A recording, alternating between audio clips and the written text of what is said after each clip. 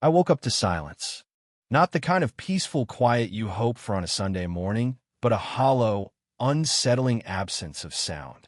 No gentle lapping of water. No faint gurgle from the pool filter humming along in the background. No shimmering blue reflections dancing lazily on the ceiling above my bed. Just eerie, unnatural stillness. Confused, I swung my legs out of bed and shoved my feet into slippers. Something was wrong. I could feel it in my bones. I padded across the cool hardwood floor and out through the sliding glass doors that opened onto the backyard. And there it was, the pool. My pool. The massive, meticulously maintained centerpiece of my backyard. The one I'd spent a fortune designing, landscaping, and maintaining, was empty. Not a drop of water left. What used to be a glimmering, crystal-clear oasis was now an ugly, barren crater in the middle of the yard. The white plaster walls of the pool were cracked with the heat of the sun, glaring back at me like exposed bone. I stood there, blinking in disbelief, convinced I was still dreaming. This couldn't be real. But it was. And then I saw them. A cluster of HOA board members stood smugly at the edge of my property line, arms folded across their chests, as if they were inspecting the aftermath of a job well done. At the front of the pack was Marla Chamberlain, the self-appointed queen of the neighborhood association. Marla was the kind of woman who enforced rules nobody wanted, created policies nobody needed, and seemed to derive an unhealthy amount of joy from micromanaging other people's lives. She stood there now, clutching her ever-present clipboard like a sword, a smirk tugging at the corners of her thin lips. "Good morning, Daniel," she called out sweetly, though there was a sharpness behind her words. "I see you've noticed our little adjustment." I stared at her, struggling to process the sheer insanity of what I was looking at. "Adjustment," I echoed. "Marla, what the hell happened to my pool?" She let out a long, theatrical sigh, like I was the one being unreasonable. "The HOA board voted unanimously to drain it," she said. "We sent you a notice 2 weeks ago." My gaze snapped to the mailbox near the front of the property. Sure enough, a bright yellow envelope stuck out like a warning flare. I stormed over, yanked it free, and tore it open. The words on the notice blurred for a second before coming into sharp, stomach-churning focus. Violation hashtag 237B, unauthorized water waste. Fine, $2,500. Action, immediate cessation and drainage of pool. I laughed, a short, hollow sound. "You actually drained my pool," I said, staring at the letter like it might suddenly make sense if I read it again. "Without my permission." Marla's smirk widened.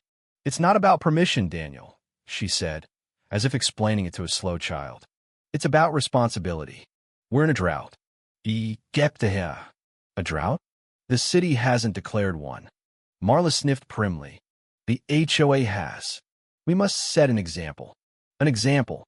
I gestured wildly toward the HOA-mandated golf course a few streets over, its sprinklers still misting water into the morning air like we lived in some tropical paradise.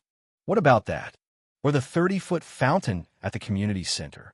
Or, I don't know, the fact that I pay for my own damn water. Marla chuckled, the kind of fake, patronizing laugh that made you want to throw something. "Homeowners don't always understand what's best for the community," she said. "That's why the HOA exists. To make the difficult decisions." I took a breath, slow and measured, forcing myself to stay calm. "You drain my pool," I said again, my voice dangerously low, "because of an imaginary drought. Even though I paid for that water. Even though this neighborhood wastes more water on decorative plants in a week than I've used on my pool all year." Marla's eyes glinted with something that looked like satisfaction. "That's correct." I ran a hand through my hair, trying to contain the fury bubbling up inside me.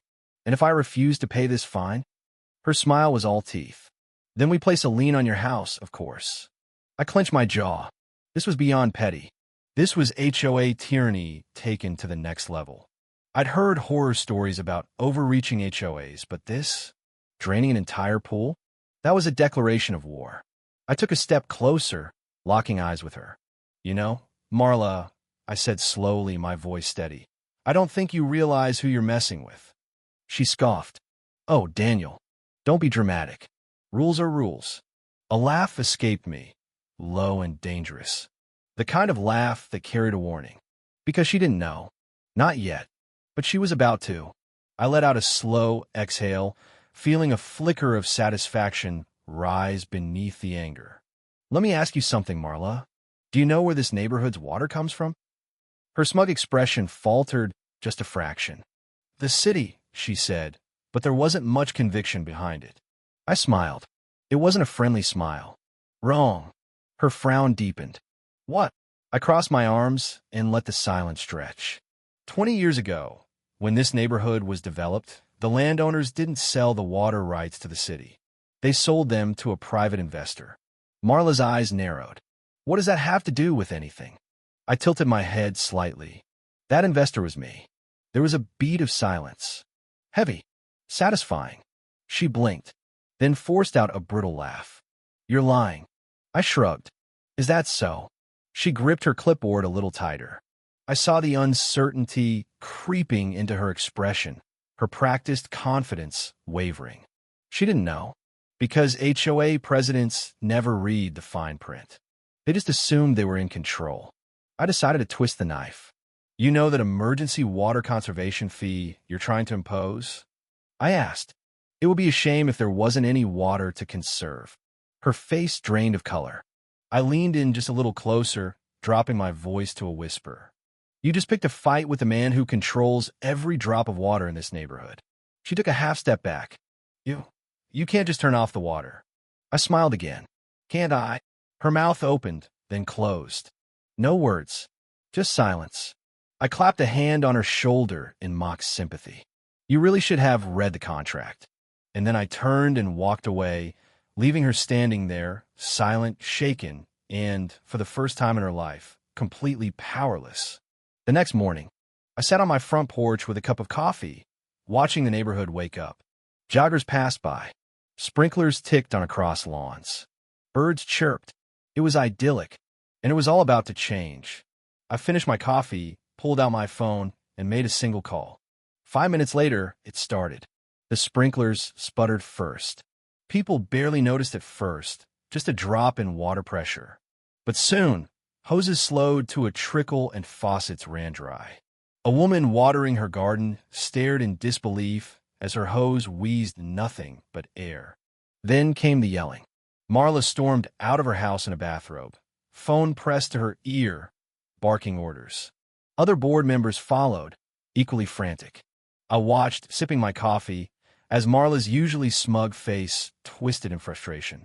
She waved her phone in the air like she could threaten the water back into existence. But it was gone. The HOA's prize golf course sprinklers shut off mid-cycle. The community center's grand fountain gurgled for a moment before collapsing into stillness.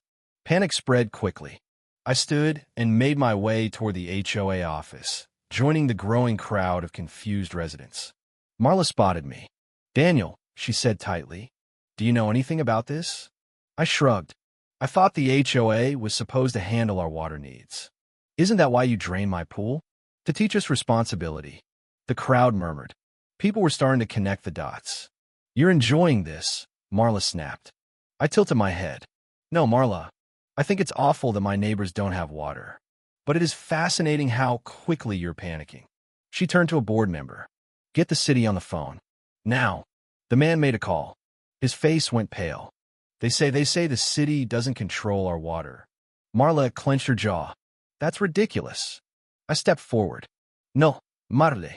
It's not.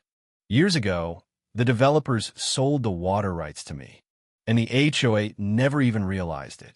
Her face was priceless.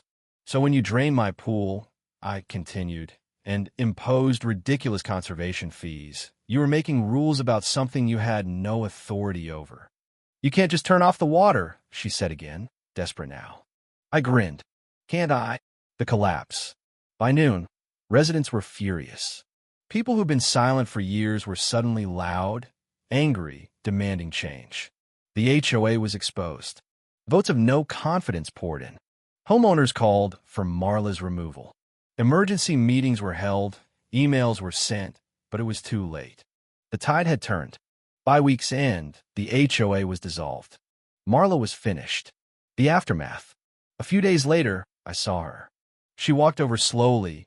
No clipboard, no authority. Just Marla. You planned this, she said quietly. I took a sip from my drink. No, Marle. You did. She laughed bitterly. You think you're a hero. I shrugged. I think people deserve to live their lives without someone like you telling them how. What happens now, she asked. Now, I said, you're just another homeowner.